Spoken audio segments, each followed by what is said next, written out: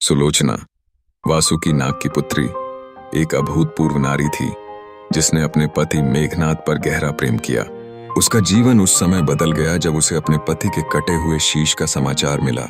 मेघनाद, जिसे लंका का राजा रावण का पुत्र माना जाता था, एक महान योद्धा था, लेकिन लक्ष्मण के साथ हुए युद्ध में उसकी मृत्यु ने सुलोचना को तोड़ दिया।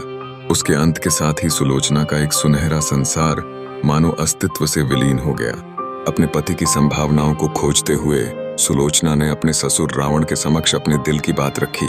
उसने प्रार्थना की कि रावण राम से अनुरोध करें कि वह मेघनाद का शीश वापस लाए, लेकिन रावण ने उसकी निस्वार्थ भावना को नजरअंदाज करते हुए कहा कि उसे स्वयं राम के पास जाकर अपने पति का शीश लाना चाहिए।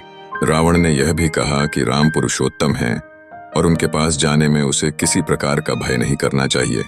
यह सलाह भले ही सुलोचना के लिए कठिन थी, लेकिन उसके प्रेम ने उसे साहस प्रदान किया।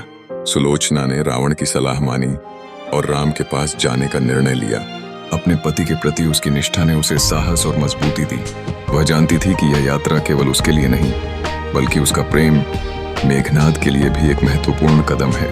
उसने अपने साहस को जुटाया और राम के शिविर की ओर बढ़ी, जहां उसने अपने पति का शीश मांगने के लिए अपने हृदय की गहराइयों से प्रार्थना करते हुए कदम रखा।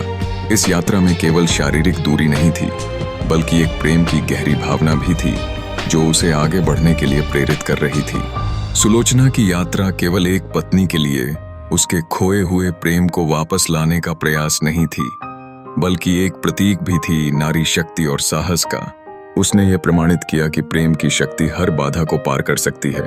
अंत में सुलोचना की साहसिकता ने उसे न केवल अपने पति के प्रति अपनी निष्ठा का पालन करने में मदद की, बल्कि एक ताकतवर संदेश भी दिया कि सच्चा प्रेम कभी हार नहीं मानता।